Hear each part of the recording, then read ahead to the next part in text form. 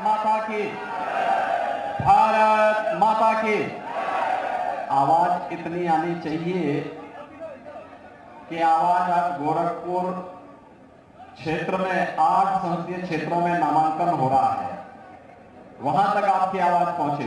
भारत माता की, भारत माता की, भारत माता की। वंदे वंदे वंदे। भारतीय जनता पार्टी के क्षेत्रीय अध्यक्ष श्री सहजानंद राय जी, प्रदेश के उपाध्यक्ष डॉक्टर धर्मेंद्र सिंह जी, भारतीय जनता पार्टी के जिला के अध्यक्ष श्री ऋषिर सिंह जी, महानगर अध्यक्ष राजेश गुप्ता जी, मंच पर उपस्थित गोरखपुर संसदीय क्षेत्र से लोकप्रिय सांसद और भारतीय जनता पार्टी के प्रत्याशी श्री रविकिशन शुक्ला जी,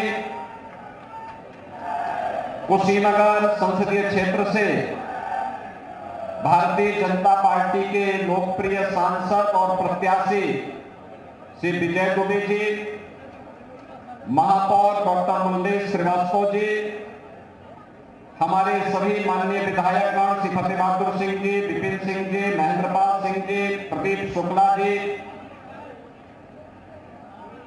किसान मोर्चा के प्रदेश अध्यक्ष श्री कामेश्वर सिंह जी, पूर्व विधायक श्री जेएम सिंह जी, मंच पर उपस्थित भारतीय जनता पार्टी के सभी पदाधिकारीगण और अभी जिन्होंने भारतीय जनता पार्टी की सदस्यता ग्रहण की है, श्री नथुनी कुशवाहा जी, राहुल सिंह जी, रमाकांत निषाद जी, भारतीय जनता पार्टी और सहयोगी दलों के हमारे सभी पदाधिकारीगण और उपस्थित बहनों और भाइयों, मैं सबसे पहले श्री रविकिशन जी को नामांकन दाखिल करने के लिए आप सबकी ओर से हृदय से बधाई देता हूं।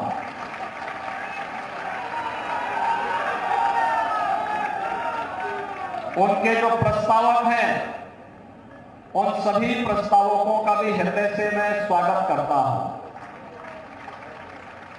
इसमें हमारे महापौर हैं, पिपराइच के विधायक श्री महेंद्रपाल सिंह जी हैं, श्री रमाकांत निषाद जी हैं, श्री ब्रजेश यादव जी हैं। इन सभी की सहभागिता के साथ ही आप सबके आशीर्वाद से वह चुनाव लड़ रहे हैं और आज के इस अवसर पर कुशीनगर के एक वरिष्ठ नेता, जिन्होंने पहले समाजवादी पार्टी में, बहुजन समाजवादी पार्टी में लंबे समय तक कार्य किया, श्री नथुनी कुशवाहा जी, वह भारतीय जनता पार्टी की अपने समर्थकों के साथ भारतीय जनता पार्टी के सदस्यता ग्रहण किए हैं और राणा राहुल सिंह एक युवा नेता बन हो चुके हैं।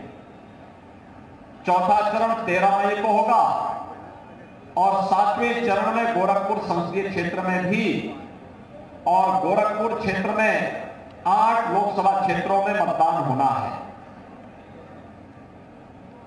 पूरे देश के अंदर पहले से तय है 3 चरणों का चुनाव का मतलब आधा चुनाव संपन्न हो चुका है। 285 लोकसभा सीटों पर चुनाव संपन्न हो चुके हैं।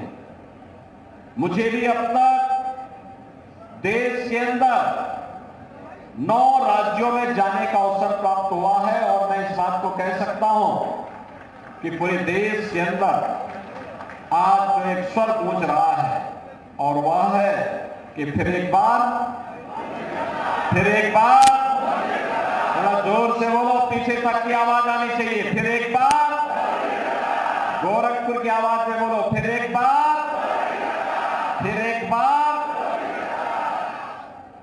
मोदी सरकार क्यों लोग लेके आना चाहते हैं? इसलिए क्योंकि भारत की जनता की पास एक ही उसका उपाय है। वो कहते हैं कि सारी समस्या का समाधान एक है और वह है राम राज्य की स्थापना। जो राम को लाए हैं हम उनको लाएंगे, और जो राम को लाए हैं, राम को लाने का मतलब राम राज्य की परिकल्पना को साकार जिन्होंने किया है। और बहनों भाइयों, राम राज्य का मतलब सबका सम्मान हो, सबको सुरक्षा हो, सबका विकास हो और गरीब कल्याणकारी योजनाओं का लाभ बिना भेदभाव के हर तबके को प्राप्त होता हो, बिना भेदभाव के। अब सोचो 80 करोड़ लोगों को राशन मिल रहा है ना राशन? क्या किसी का चेहरा देख करके दिया जा रहा है क्या? कांग्रेस, सपा, बसपा के समय में चेहरा देख करके सुविधा मिलती थी। 60 करोड़ लोगों को फ्री में 5 लाख रुपए प्रतिवर्ष आयुष्मान भारत की सुविधा मिल रही। क्या किसी का चेहरा देख करके? नहीं, हर व्यक्ति जो भारत का नागरिक है, गरीब है, पात्र है, उन सबको ये सुविधा प्राप्त है। 50 करोड़ लोगों के जनधन अकाउंट खुल गए। अगर हमें लखनऊ से किसी गरीब को पैसा भेजना हो, दिल्ली से कोई पैसा मोदी जी को भेजना हो, तो बीच का मध्यस्थ समाप्त, ये पैसा सीधे लाभार्थी के खाते में जाता है। 12 करोड़ किसानों को किसान सम्मान निधि का लाभ मिल रहा है। पहले किसान आत्महत्या करता था, आज किसान सम्मान निधि है।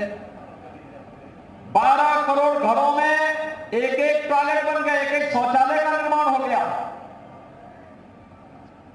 10 करोड़ घरों में उज्ज्वला योजना का कनेक्शन आ गया। 4 करोड़ लोगों के मकान बन गए।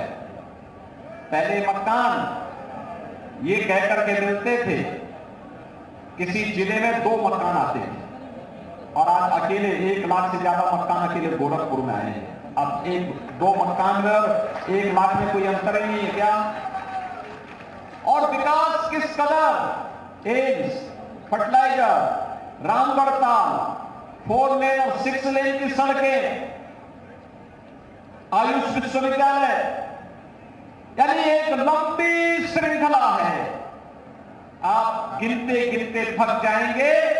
विकास के कार्यों की कोई गिनती नहीं है, लंबी श्रृंखला है। पिपराइच में चीनी मिल भी है, तो सैनिक स्कूल भी है, तो नलावा से विद्यालय भी है, सड़क भी है, पुल भी है, बिजली भी है। और पहले बिजली नहीं मिलती थी, पहले हम बिजली के लिए लड़ाई लड़ते थे, आंदोलन करते थे। आज 24 घंटे बिजली मिल रही है ना बहनों भाइयों? पहले अशुद्ध जल के कारण इंसेफ्लाइटिस होती थी, आज इंसेफ्लाइटिस को पूरी तरह समाधान कर दिया गया, समाप्त, बीमारी समाप्त। यानी माफिया भी समाप्त, मच्छर भी समाप्त। और अब तो ये चुनाव पूरी तरह तीसरे चरण आते आते वहां तक पहुंच चुका है, जब विपक्ष ने अपनी हार मान ली है। कांग्रेस, सपा, बसपा सबने अपनी हार एक प्रकार की स्वीकार कर ली है, और अब वे भगवान राम के ऊपर ही टिप्पणी करने लग गए। कोई कहता राम मंदिर बेकार बना, कोई कहता कि भारत को राम मंदिर से क्या लाभ हुआ।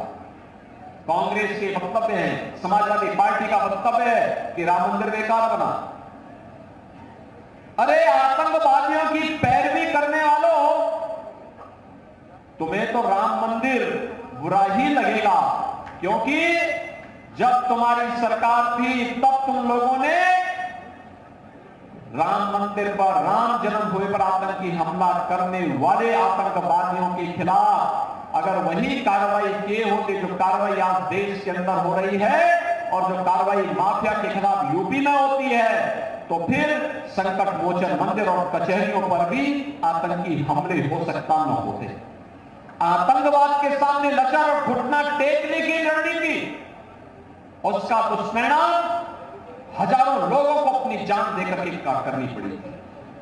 बहनों और भाइयों, आज ये नया भारत है, इस नए भारत में सम्मान भी है, सुरक्षा भी है, विकास भी है, गरीब कल्याण भी है, बिना भेदभाव के शासन की योजना से जोड़ने का अभियान भी है, आपकी आस्था का सम्मान भी है, बेटी के जन्म लेने से लेकर के शादी ब्याह तक, योग्य बनने तक, उसके लिए तमाम प्रकार की योजनाएं, नौजवानों के लिए नौकरी है, रोजगार है, निवेश है, ढेर सारी चीजें उनके लिए भी है, अन्नदाता किसान के लिए भी ढेर सारी योजनाएं हैं। आज विकास के लिए लोगों को जाना नहीं पड़ता, हर घर नल की योजना भी उनके आ रही है और बिजली भी हर घर तक पहुंच गई है, रसोई गैस का कनेक्शन भी हर घर तक पहुंच चुका है। सब कुछ अच्छा है, लेकिन अच्छे का श्रेय मोदी जी को तो जाता ही है, लेकिन उससे ज्यादा श्रेय आपको जाता है, क्योंकि मोदी जी को 2014 में एक वोट देकर के आपने चुन करके भेजा।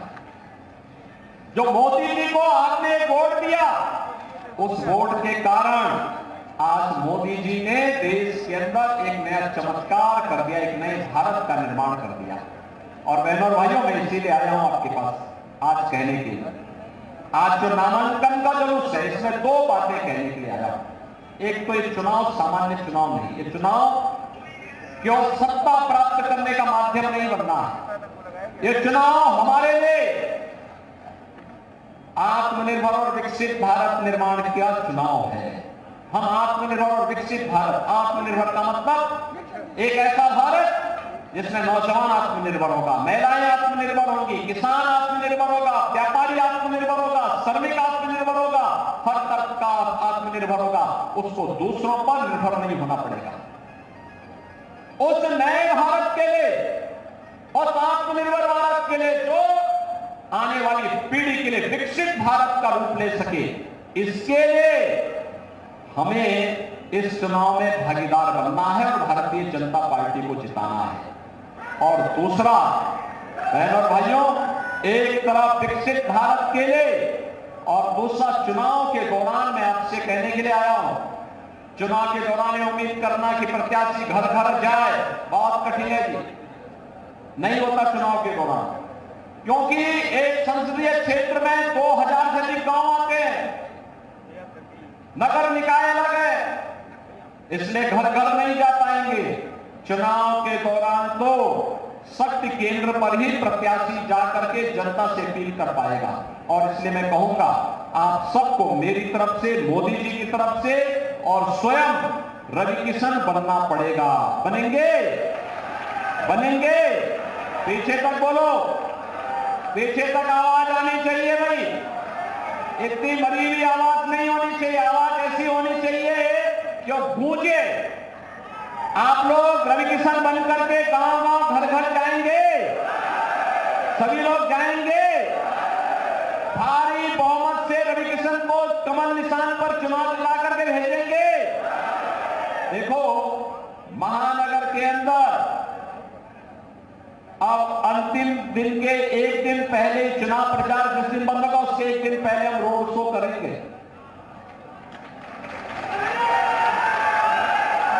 इस दौरान मुझे पूरे प्रदेश भर में और देश के अन्य राज्यों में भी प्रचार करने के लिए जाना है। इससे गोरखपुर का चुनाव आपके ऊपर एक छोड़ है, आए समझ में ना? आप लोग घर घर जाएंगे, एक एक मतदाता को इस बारे में अवगत कराएंगे कि चुनाव जीतना है और भारी बहुमत से जीतना है। जीतना है ना, भारी बहुमत से, रिकॉर्ड बहुमत से। जितने वोट से गत चुनाव में श्री रवि किशन जीते थे, उससे दुगने वोट से आप जिता पाएंगे। जिम्मेदारी लेंगे, गारंटी लेंगे। तो सुरक्षा और सम्मान और विकास की गारंटी मोदी जी की है, उसको लागू करने की जिम्मेदारी हमारी है। आया ना समझ में? और बहनों और भाइयों, हम लोग इसको लागू करेंगे, इसलिए घर घर जाना है। मतदान के दिन पहले मतदान, फिर जलपान के लक्ष्य को लेकर के अभी से लग जाना है, क्योंकि 21 दिन आपके लिए चुनाव प्रचार में लगेंगे। 21 दिन आपको मिलेंगे। 21 दिन के चुनाव प्रचार में चुनाव को इतनी ऊंचाई तक पहुंचाना कि विपक्ष हताश और निराश हो जाए और मैदान छोड़ करके भागने के लिए मजबूर हो जाए। होगा ना? सभी लोग सहमत हैं? तो फिर मेरे साथ दोनों हाथ पकड़ करके बोलेंगे, भारत माता की, भारत माता की, भारत माता की, जय श्री राम, जय श्री राम, जय श्री राम, जय जय श्री राम। जिले के लोकप्रिय अध्यक्ष तो सुन रहे थे आप सीएम योगी को गोरखपुर में चुनावी जनसभा को संबोधित कर रहे थे और एक बार फिर से उन्होंने जनता से अपील की है रवि किशन को जिताने की, कि एक बार फिर से रवि किशन पर भरोसा जताएगी जनता, ये उन्हें उम्मीद है। और ये अपील करते हुए नजर आए किस तरीके से विकास हुआ है, बीजेपी ने किस तरह से गोरखपुर का विकास किया, रवि किशन किस कदर सांसद के रूप में लगातार काम करते रहे हैं, इस बात का उन्होंने जिक्र किया है। और एक बार फिर से अपील की है जनता से कि वो साथ दे, अपील की है रवि किशन को जिताए, साथ ही विपक्ष पर निशाना भी साधा है।